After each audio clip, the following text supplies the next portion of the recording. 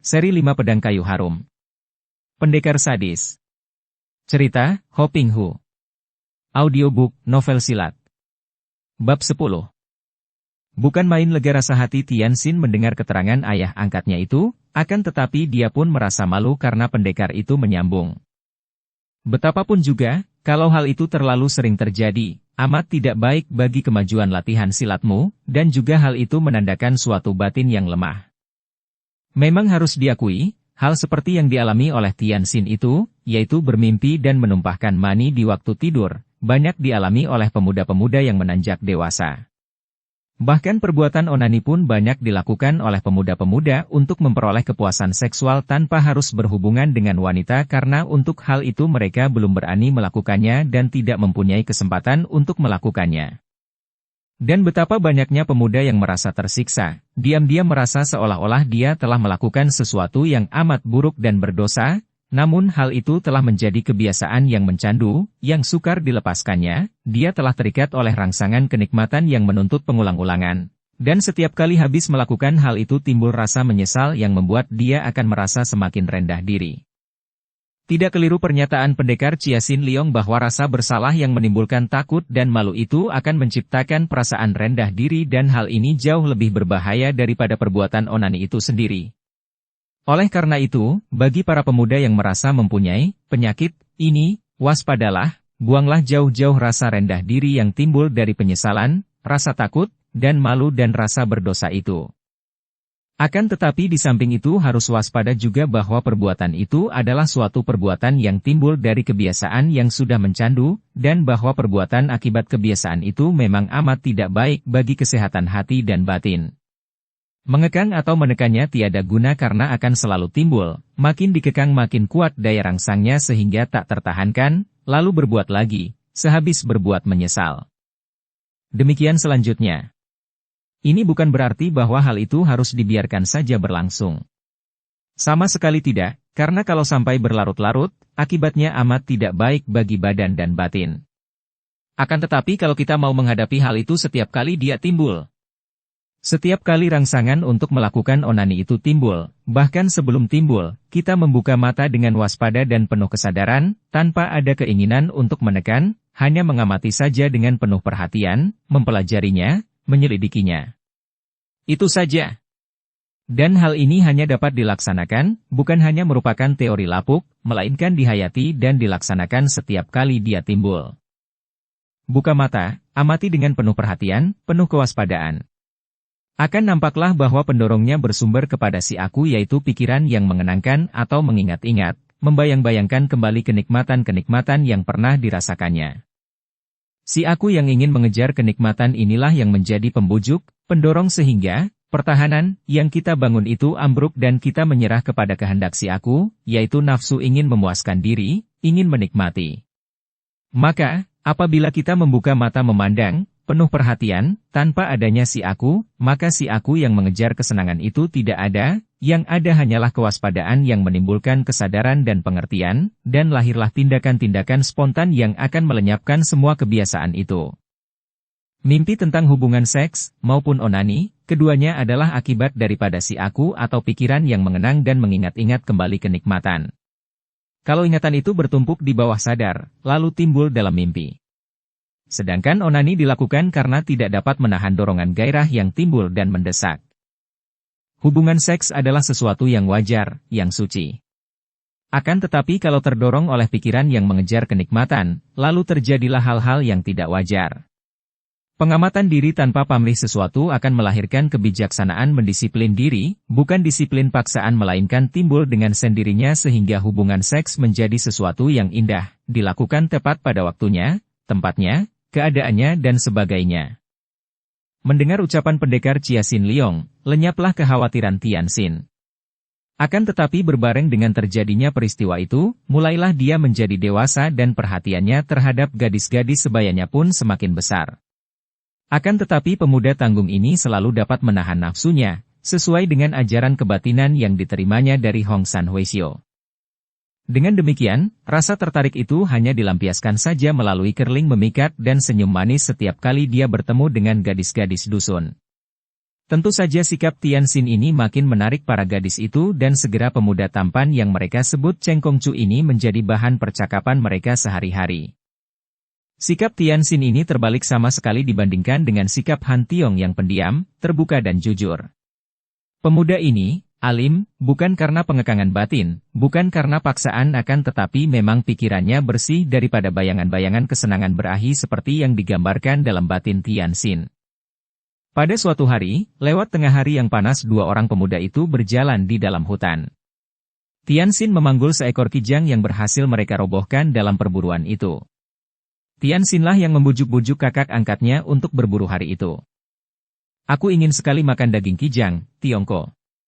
Dan kau pun tahu, ayah ibu suka sekali makan daging kijang pula. Marilah temani aku berburu kijang.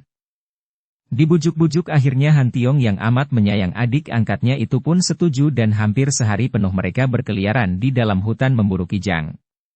Memang ada binatang-binatang hutan yang lain, akan tetapi karena dari rumah tadi mereka sudah mempunyai niat berburu kijang, maka mereka tidak mengganggu binatang-binatang lain. Akhirnya, setelah lewat tengah hari, mereka melihat seekor kijang muda yang gemuk. Dengan ilmu berlari cepat, mereka mengejarnya dan akhirnya dapat merobohkan kijang itu dengan sambitan-sambitan batu. Mereka merasa lelah dan haus karena hari itu panas sekali.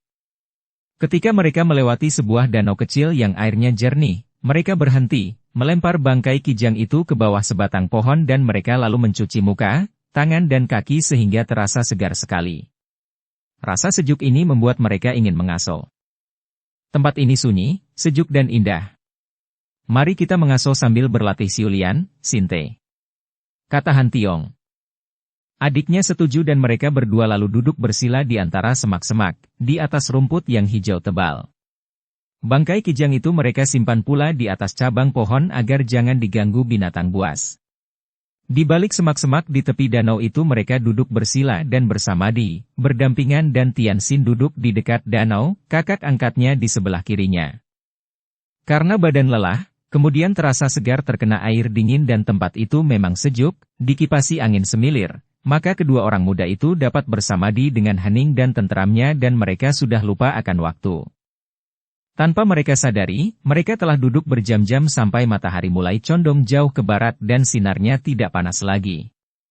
Juga mereka tidak tahu, tidak melihat dan tidak mendengar suara merdu beberapa orang gadis dusun yang berjalan sambil bercanda menuju ke danau itu, membawa pakaian kotor dan para gadis itu mulai mencuci pakaian di tepi danau, di atas batu yang menonjol di danau itu sambil bercakap-cakap.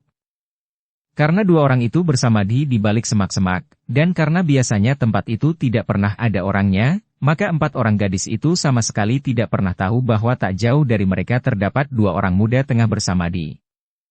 Setelah selesai mencuci pakaian, empat orang gadis itu lalu menanggalkan pakaian mereka untuk dicuci pula dan mereka lalu mandi dengan telanjang bulat karena mereka biasanya melakukan hal itu di tempat sunyi ini tanpa ada yang pernah mengganggu mereka. Mereka mandi sambil bercanda, bersiram-siraman, tertawa-tawa dan bernyanyi-nyanyi. Semua suara itu tidak mengganggu Han Tiong yang masih tekun bersamadi. Tidak nampak segaris kerut pun di wajahnya karena dia tenggelam dalam keheningan yang syahdu. Akan tetapi, suara ketawa merdu gadis-gadis itu agaknya mampu menembus keheningan yang tadinya memang dapat membuat Tianxin bersamadi dengan hening dan pemuda itu kini mulai menggerakkan bola matanya dan bola matanya pun mulai bergerak-gerak. Kini kesadarannya mendorong perhatian melalui telinganya, ditujukan ke arah suara itu dan jantungnya berdebar. Suara gadis-gadis tertawa-tawa dan bersenda gurau, dan suara percik air. Mendengar suara yang datang dari arah kanannya itu, perlahan-lahan mata kanannya dibuka, sedangkan mata kirinya masih tetap terpejam. Dan mata kanan itu terbelalak ketika dia melihat dari balik semak-semak betapa di sebelah kanan, tak jauh dari tempat dia duduk, terdapat empat orang gadis dusun yang sedang bermain-main dalam air, sedang mandi dengan bertelanjang bulat. Wajah Tianxin menjadi merah dan dia harus mengatur pernapasannya agar tidak terengah-engah. Dia membuka mata kiri melirik ke arah kakak angkatnya. Han Tiong masih bersamadi dengan hening dan tekun, sedikit pun tidak bergerak dengan pernapasan yang panjang dan halus. Cepat Tianxin menutupkan lagi mata kirinya dan kini hanya mata kanannya yang mengerling ke kanan, ke arah gadis-gadis yang sedang mandi itu. Jantungnya berdebar semakin keras, apalagi ketika dia melihat bahwa di antara mereka terdapat Cuing.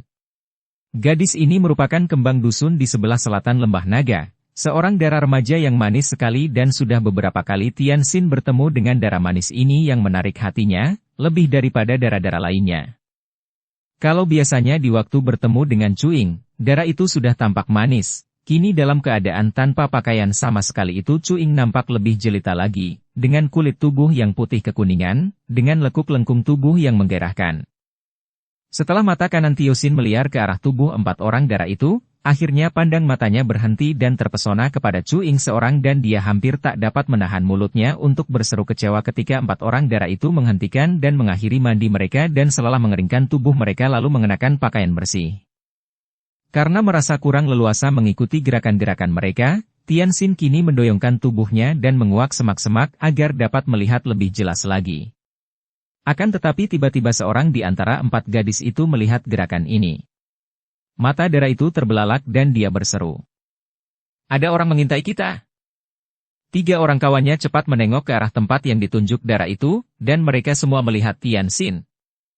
Seperti 4 ekor kijang melihat harimau, 4 orang dara itu cepat-cepat menyambar pakaian dan cucian mereka, lalu melarikan diri pontang-panting dari tempat itu. Akan tetapi karena mereka sudah mengenal siapa pria yang tadi mengintai, sambil berlari mereka kadang-kadang menengok dan mereka tertawa-tawa dan menjerit-jerit penuh rasa geli, ngeri dan juga senang.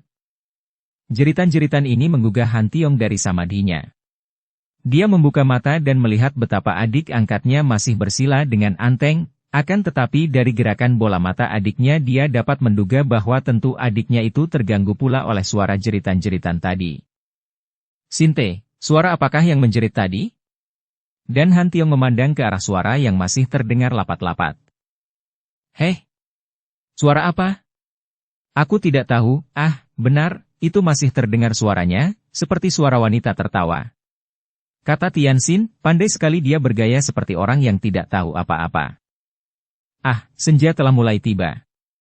Tak terasa kita sudah lama juga beristirahat. Mari kita pulang, kata Han Tiong, tidak mempedulikan lagi suara ketawa itu. Adik angkatnya mengangguk sunyi, mengambil bangkai kijang dan pulanglah 2 orang muda itu.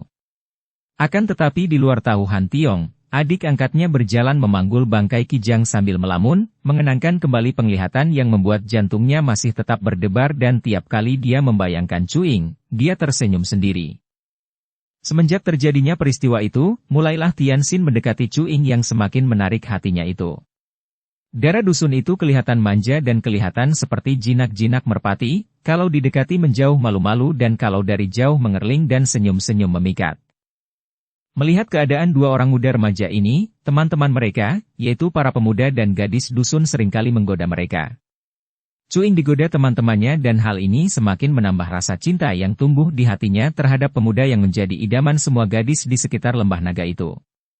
Di dalam hatinya timbul semacam kebanggaan besar karena bukankah Tianxin terkenal sebagai pemuda perkasa, murid majikan istana Lembah Naga, bahkan masih keponakan pula, dan juga putra angkat, dan bukankah pemuda ini terkenal amat tampan, gagah dan memikat hati setiap orang wanita. Sebaliknya, dara yang malu-malu dan manja seperti merpati ini, makin lama makin mempesona hati Tianxin sehingga timbullah rasa cinta asmara dalam hatinya. Cinta pertama seorang pemuda yang pada waktu itu baru berusia 16 tahun. Bei Cuing adalah seorang gadis yang manis, kembang dusunnya dan keadaannya lebih mampu dibandingkan dengan keluarga gadis-gadis lain karena dia adalah anak tunggal dari Bei Soan yang dianggap sebagai pemuka atau kepala dari dusun kecil itu. Bei Soan ini lebih berpengalaman daripada para penghuni dusun, selain mengenal huruf juga sudah banyak merantau keluar daerah, pandai bertani dan pandai pula mengatur kerukunan dusun kecil itu. Keadaannya pun lebih mampu daripada para petani lain. Dara ini sendiri maklum bahwa dirinya sudah tidak bebas, sejak kecil telah ditunangkan oleh ayahnya dengan pria lain. Akan tetapi karena dia belum pernah melihat tunangannya itu, maka hal itu seolah-olah sudah dilupakannya, apalagi ketika dia bertemu dengan Tianxin dan melihat mata pemuda itu yang penuh kagum dan kemesraan jika ditujukan kepadanya. Dara berusia 16 tahun ini dengan sepenuhnya jatuh hati kepada Tianxin, akan tetapi sebagai seorang gadis dusun, dia malu-malu dan setiap kali bertemu dengan Tianxin, dia tak berani langsung memandang. Hal ini terasa lebih lagi setelah semua teman menggodanya sebagai kekasih Tianxin. Ada rasa malu, rasa bangga, rasa girang yang dicobanya untuk ditutupi dengan muka cemberut marah tapi bibir tersungging senyuman apabila teman-temannya menggodanya. Karena rasa malu pulalah maka kedua pihak hampir tidak berani saling pandang, apalagi saling bertanya kalau ada orang-orang lain. Tianxin sendiri karena masih hijau, maka rasa malu membuat dia yang biasanya pandai bicara itu menjadi pendiam apabila bertemu gadis itu di depan banyak orang. Sudah beberapa kali Tianxin berusaha untuk dapat bicara berdua saja dengan Chu Ying akan tetapi gadis itu tidak pernah sendirian, selalu ada temannya sehingga sukarlah baginya untuk dapat bicara berdua. Karena sudah tidak dapat menahan dorongan hatinya, maka Tianxin menjadi nekat dan pada suatu hari, ketika Chu Ying dan beberapa orang temannya pagi-pagi pergi ke danau kecil untuk mencuci pakaian, diam-diam Tianxin membayangi mereka. Dari tempat sembunyinya dia mengintai ketika mereka mencuci pakaian dan mandi, dengan hati-hati sekali sehingga sekali ini tidak ada seorang pun di antara mereka yang dapat melihatnya. Dukung channel Novel Silat dengan subscribe, follow, like, komen dan share. Hihihihihi, jangan-jangan ada orang laki-laki yang mengintai kita lagi. Terdengar seorang di antara gadis-gadis itu berkata sambil terkekeh genit.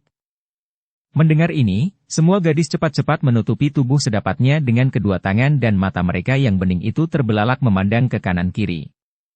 Mereka tersenyum geli ketika melihat bahwa tempat itu sunyi saja. Hehehehe, Chu Ying sih lebih senang dilihat kalau yang melihat itu si dia.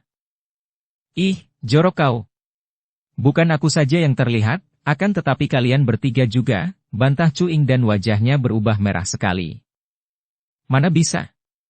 Aku berani bertaruh pandang matanya hanya ditujukan kepada Chu Ying seorang. Mana yang lain-lain kelihatan, goda seorang dara yang mempunyai sebuah tahi lalat besar di punggungnya. Chu Ying, kapan sih engkau menikah dengan Cheng Kongcu? Goda pula seorang lain. Mendengar pertanyaan yang sifatnya kelakar akan tetapi setengah serius itu, alis yang kecil hitam melengkung itu berkerut. Ai, pertanyaan macam apa yang kau katakan ini?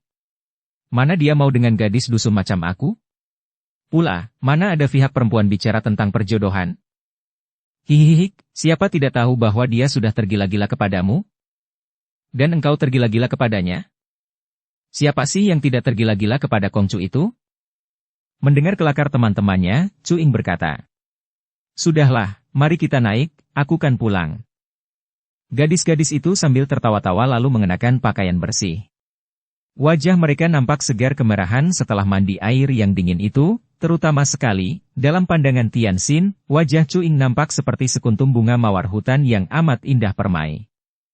Ketika empat orang gadis itu sedang berjalan sambil bercakap-cakap dan tertawa-tawa di dalam hutan menuju ke dusun mereka, tiba-tiba Tianxin muncul dari balik sebatang pohon besar dan dengan suara gemetar karena tegang dia memandang kepada empat orang itu dan berkata, Nona Chu Ying, aku ingin bicara denganmu. Empat orang gadis itu tadi terbelalak dan tercengang, kaget melihat munculnya pemuda yang tadi menjadi bahan percakapan mereka itu secara tiba-tiba muncul dari belakang pohon. Kini mendengar ucapannya, Chu Ying menundukkan mukanya yang berubah merah sekali, sedangkan tiga orang temannya tersenyum-senyum. Seorang di antara mereka lalu mengambil keranjang pakaian dari tangan Chu Ying sambil berkata, Aku pergi dulu, hihihihik. Hihihihihik. Hihihihik.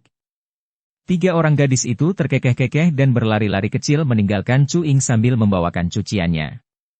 Chu Ying tadinya menunduk malu, akan tetapi melihat teman-temannya lari, dia pun lalu melarikan diri. Nona Chu Ying. Akan tetapi panggilan itu agaknya membuat Chu Ying merasa semakin malu dan dia mempercepat larinya. Akan tetapi, saking gugupnya, kakinya tersandung dan dia tentu sudah jatuh tertelungkup kalau saja Tianxin tidak cepat-cepat menyambar pergelangan tangan kirinya dengan tangan kanan. Chu Ying, tunggulah sebentar, aku mau bicara denganmu. Kata Tianxin dan agaknya kelembutan lengan dalam pegangan tangan kanannya itu membuat dia lupa untuk melepaskannya. Chu Ying melihat dengan mata terbelalak kepada tiga orang temannya yang sudah lari jauh dan suara mereka terkekeh genit masih terdengar sayup-sayup. Kemudian, merasa betapa tangan kirinya digenggam orang, dia mencoba untuk menariknya. Akan tetapi tidak terlepas. Dia mengangkat muka memandang. Dua pasang mata bertemu agak lama, kemudian Chu Ying cepat-cepat membuang muka ke samping sambil menunduk, mukanya merah sekali dan tubuhnya menggigil, mulutnya menahan senyum dan dia merasa malu sekali. Chu Ying, mengapa kau lari dariku? Aku ingin bicara denganmu, aku ingin mengatakan bahwa aku cinta padamu. Kata Tianxin sambil masih memegangi pergelangan tangan kiri Dara itu. Sukar bagi Tianxin untuk bicara, akan tetapi lebih sukar lagi bagi Cuing yang merasa betapa jantungnya berdegup keras sekali, membuat seluruh tubuhnya gemetar dan kedua kakinya menggigil. Akan tetapi dia memaksa diri. Kongcu, mana mungkin itu? Cuing, aku bersumpah, aku cinta padamu. Kau raba jantungku ini. Dia membawa tangan itu menempel dadanya, akan tetapi karena malu Cuing menggenggam tangannya. Kongcu, lepaskan aku, aku malu, aku takut. Bisiknya. Cuing, mengapa mesti malu-malu kalau memang kita saling mencinta? Aku cinta padamu dan aku tahu bahwa engkau pun cinta padaku. Bagaimana Kongcu tahu? Dara itu mendesah lirih, sambil menundukkan mukanya yang sebentar pucat sebentar merah itu, dan kini, tanpa disadarinya sendiri, jari-jari tangannya membalas genggaman tangan Tianxin. Tentu saja aku tahu, dari pandang matamu, dari senyummu. Aku takut, Kongcu. Takut apa? Takut kepada siapa? Ada aku di sini, siapa akan berani mengganggumu, Cuing? Aku bersumpah, kalau ada yang berani mengganggu ujung rambutmu saja, aku akan mematahkan tangan orang yang mengganggumu itu. Kongcu. Cuing, jangan kau merendahkan diri sebagai gadis dusun. Biar ada selaksa bidadari turun dari sorga, aku akan tetap memilih engkau seorang. Jangan engkau menyangsikan cintaku terhadapmu, Cuing. Kau tadi bilang, bahwa pihak perempuan tidak bicara tentang perjodohan, nah, sekarang akulah yang bicara. Sepasang mata itu terbelalak memandang ke arah Tianxin. Kongcu. Jadi kau tadi, kembali engkau mengintai. Wajah yang manis itu menjadi semakin merah. Tianxin tersenyum dan mengangguk. Aku ingin sekali melihatmu, ingin sekali bertemu dan bicara denganmu. Kau nakal, Kongcu. Tadinya Cuing hendak marah, akan tetapi aneh, begitu dia melihat wajah tampan itu tersenyum, semua kemarahannya lenyap begitu saja dan jantungnya berdebar tegang. Tianxin sendiri merasakan jantungnya berdebar-debar dan kedua tangannya gemetar ketika dia memegang kedua tangan Dara itu. Mereka berdiri berhadapan, saling berpegang tangan dan saling pandang, tidak tahu apa yang harus dilakukan atau dikatakan. Hanya dua pasang mata mereka saja yang saling bicara dengan getaran-getaran sinar yang mesra. Bahkan bicara tanpa kata melalui pandang mata ini saja membuat Cuing tidak dapat bertahan terlalu lama karena dia sudah merasa malu sekali. Maka dia pun lalu menundukkan mukanya, suaranya gemetar ketika dia bicara. Kongcu, aku mau pulang, teman-teman sudah pulang, nanti ayah marah kepadaku. Mari, kuantar kau pulang, Cuing. Kata pula Tianxin dengan suara yang sama pula gemetarnya. Mereka lalu berjalan sambil bergandeng tangan dan merasa betapa indahnya pagi hari itu. Cahaya matahari pagi seperti menembus dada menyinari seluruh ruang hati mereka yang gembira. Kaki terasa ringan melangkah, tapi hati terasa berat berpisah. Setelah tiba di luar dusun tempat tinggal Cuing, Tianxin menarik kedua tangan gadis itu dalam genggamannya, didekatkan sampai menyentuh dadanya. Karena gerakan ini Cuing juga tertarik mendekat dan kembali dua pasang mata saling pandang, agak berdekatan. Cuing, aku cinta padamu, katakanlah, apakah engkau juga cinta padaku? Cuing tidak kuasa mengeluarkan suara, maka sebagai jawabannya dia hanya mengangguk lemah, kemudian menarik kedua tangannya dari genggaman pemuda itu dan lari memasuki dusun.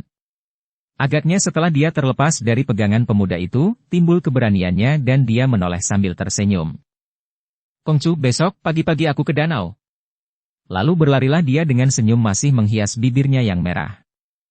Tianxin juga tersenyum, mengikuti Dara itu dengan pandang matanya, melihat betapa manisnya gadis itu kelihatan dari belakang ketika berlari kecil dengan sikap malu-malu. Mulai hari itu, resmilah di antara muda-mudi pedusunan di sekitar Lembah Naga bahwa Cuing adalah pacar Tianxin.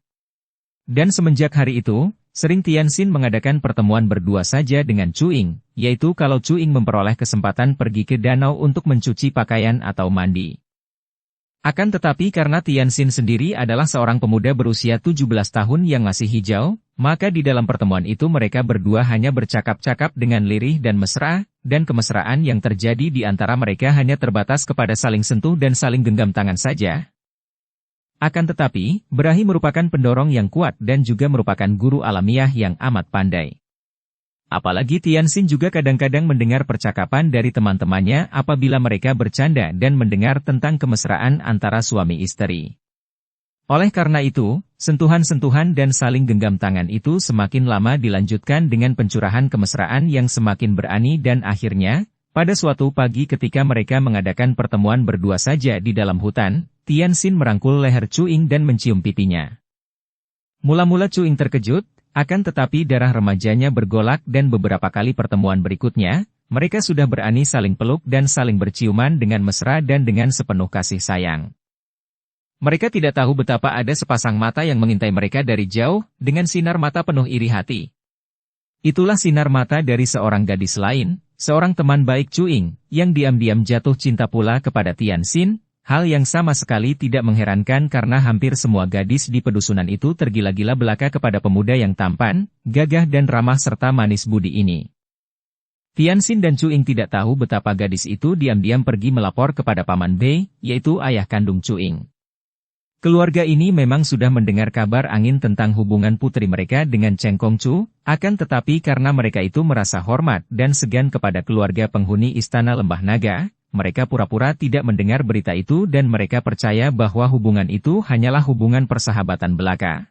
Mengingat bahwa Cheng Tianxin adalah seorang pemuda yang sopan dan terhormat.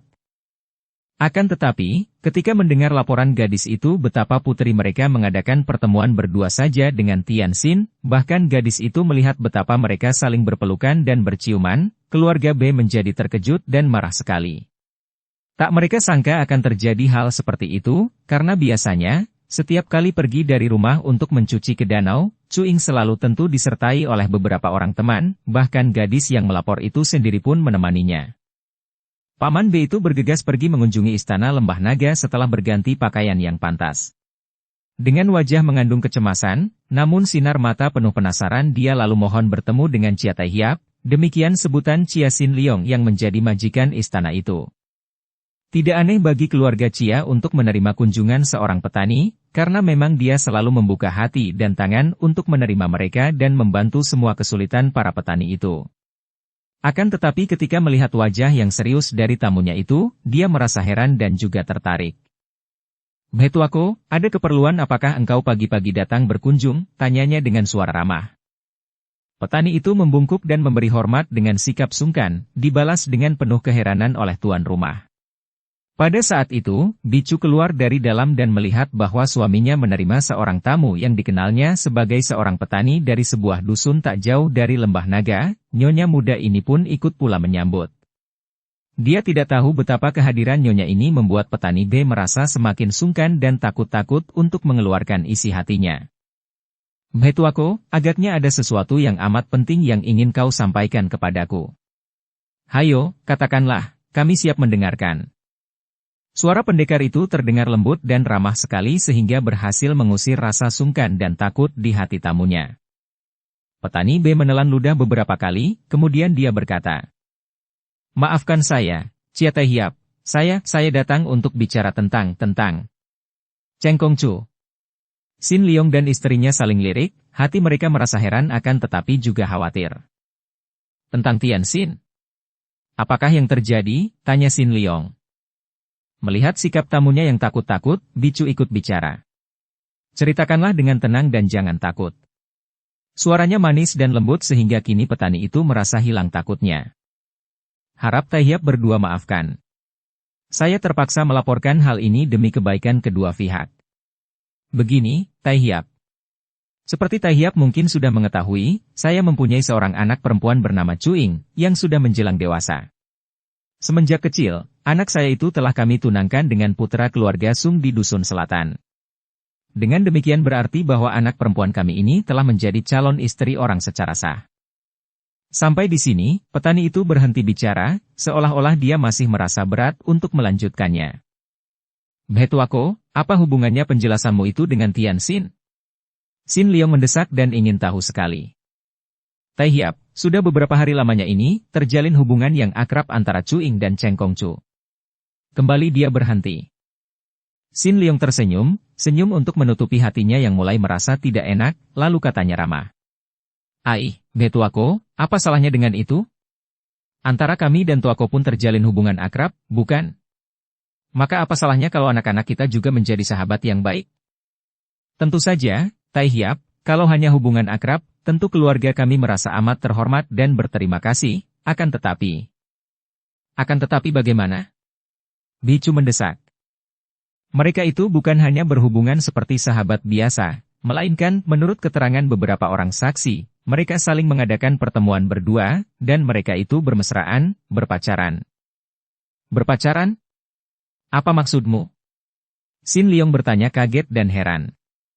Menurut keterangan mereka yang pernah memergoki dan melihatnya, mereka itu saling peluk, berciuman, saya khawatir sekali, Tai Hiap. Bicu mendengus. Sin Liong menggeram. Suasana menjadi sunyi sekali. Petani B itu menunduk, alisnya berkerut, hatinya gelisah. Sin Liong dan Bicu juga menunduk, wajah mereka muram. Sampai lama keadaan menjadi sunyi, sunyi yang amat tidak menyenangkan hati mereka. Kemudian Sin Liong menarik napas panjang. Lalu sekarang, apa yang hendak kau lakukan Betuako? Tanya Sin Liong, suaranya tetap ramah dan halus, sungguh pun kini bercampur nada prihatin. Kami merasa khawatir sekali, Tai Hiap. Kalau saja anak kami belum mempunyai calon jodoh yang sah. Tentu seandainya dia dapat berjodoh dengan Cheng Kongcu, kami sekeluarga akan merasa terhormat sekali, girang dan bangga sekali. Akan tetapi anak kami telah bertunangan, maka tentu saja kalau hubungan itu dilanjutkan, selain nama keluarga kami akan rusak, juga nama keluarga Tai Hiap akan terbawa-bawa. Kami dapat mengerti akan kekhawatiranmu itu, Tuako. Lalu apa yang hendak kau lakukan sekarang? Satu-satunya jalan yang dapat kami lakukan adalah mengungsikan Cuing ke dusun selatan, ke rumah calon mertuanya dan mendesak calon besan kami untuk segera melangsungkan pernikahan. Sin Liong mengangguk-angguk tanda setuju. Baik sekali, lakukanlah itu, Betuako, dan tentang Tian Xin, kami yang akan menasihatinya. Wajah yang muram dari petani itu kini berseri dan dia bangkit sambil menjura berkali-kali kepada suami istri itu. Terima kasih dan maafkanlah keluarga kami Tai Hiap. Sebaliknya engkaulah yang harus memaafkan kami, Betuako. Jawab Sin Liong. Setelah petani itu pergi, Sin Liong duduk kembali dan termenung. Juga Bicu duduk termenung. Sampai lama keduanya tenggelam ke dalam lamunan masing-masing, kemudian Nyonya menoleh, memandang suaminya dan melihat suaminya duduk dengan wajah muram itu dia kemudian berkata lirih. Salahkah dia? Sin Liong sadar dari lamunannya dan diam-diam dia terkejut karena ternyata bahwa istrinya itu pun agaknya sama dengan dia, melamun dan mengenang masa lalu, bukan hanya mengenai hubungan antara mereka sendiri, di waktu masih muda remaja dahulu, akan tetapi juga hubungan-hubungan cinta antara tokoh-tokoh dalam keluarga Qin Lingpai yang banyak menimbulkan pertentangan. Siapa dapat menyalahkan orang jatuh cinta? Akan tetapi dia masih terlalu muda untuk itu dan dia harus tahu bahwa gadis itu telah menjadi calon istri orang lain. Tian Xin lalu dipanggil. Pemuda ini belum tahu bahwa ayah Cuing telah datang mengadu kepada suami istri pendekar itu, maka dia datang menghadap paman atau ayah angkat itu dengan wajah berseri. Hubungannya dengan Cuing mendatangkan cahaya baru pada wajahnya. Melihat pemuda itu berjalan datang dengan wajah tampan berseri, diam-diam Sin Liong merasa sangat kagum dan juga dia harus mengakui bahwa keponakannya ini amat tampan, tiada bedanya dengan mendiang Cheng Han Hou. Teringatlah dia dahulu betapa hampir setiap orang wanita jatuh hati kepada pangeran itu, dan melihat ketampanan Tian Xin, dia pun tidak merasa heran kalau pemuda ini menjadi idaman para gadis di dusun sekitar tempat itu. Dengan wajah berseri Tian Xin memberi hormat kepada suami istri itu dan berkata dengan suara halus dan sikap menarik. Selamat pagi, ayah dan ibu. Ayah memanggil saya, hendak mengutus apakah? Memang semenjak dia mengangkat persaudaraan dengan Han Tiong, pemuda ini menyebut paman dan bibinya itu ayah dan ibu, karena setelah dia menjadi adik angkat Han Tiong, berarti dia telah menjadi anak angkat mereka pula.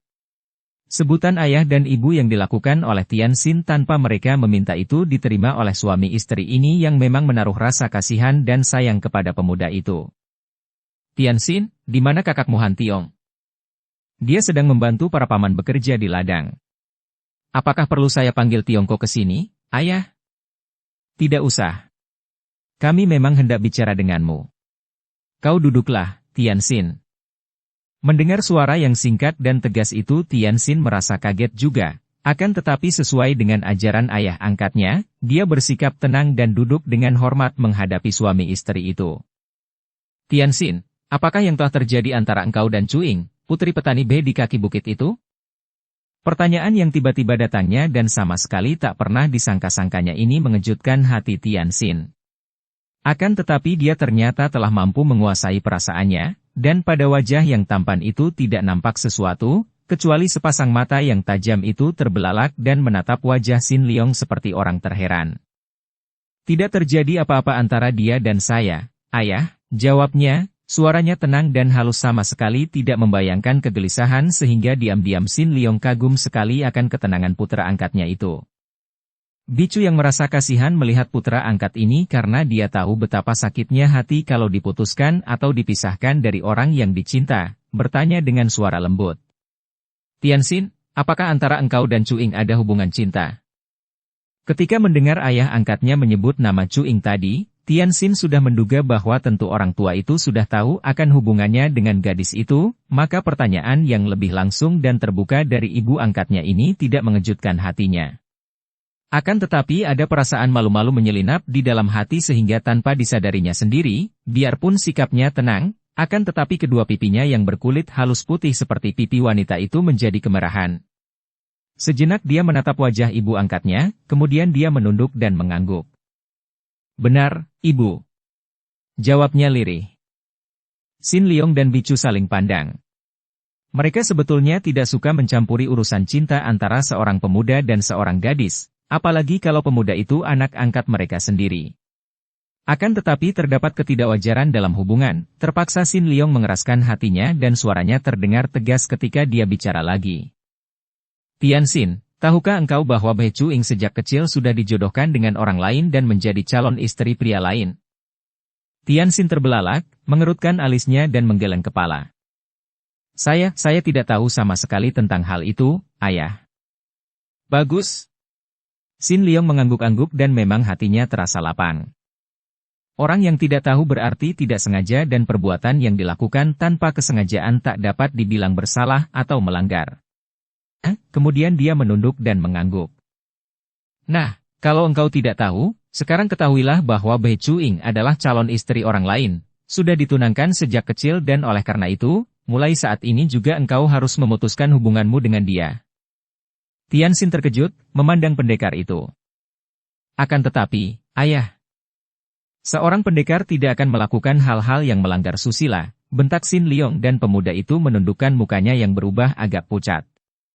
Nah, kalau engkau tidak tahu, sekarang ketahuilah bahwa Bai Cuing adalah calon istri orang lain, sudah ditunangkan sejak kecil dan oleh karena itu, mulai saat ini juga engkau harus memutuskan. Tianxin, engkau tidak ingin menjadi seorang pengacau urusan keluarga lain orang, bukan? Bicu berkata halus.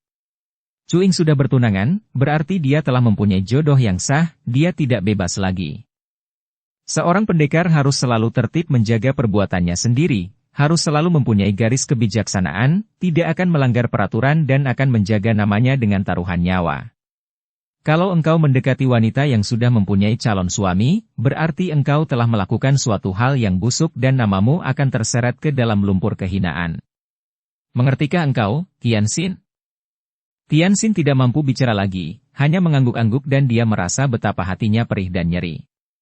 Setelah menerima peringatan dan nasihat-nasihat, dia lalu meninggalkan suami istri itu dengan tubuh terasa lemah lunglai, diikuti pandang mata suami istri itu yang merasa kasihan kepadanya. Tianxin menjadi sedih dan bingung. Apalagi ketika pada keesokan harinya dia mendengar dari para muda di dusun tempat tinggal Cuing bahwa gadis itu telah diajak pergi meninggalkan dusun oleh keluarganya, dan kabarnya akan melangsungkan pernikahan dengan tunangannya di dusun sebelah selatan. Tianxin merasa hatinya hancur. Patah hati. Peristiwa ini merupakan pukulan batin kedua bagi pemuda ini. Pertama, ketika dia melihat ayah bundanya terbunuh, dan ketika dia menangis di depan peti-peti mati dan kuburan ayah bundanya.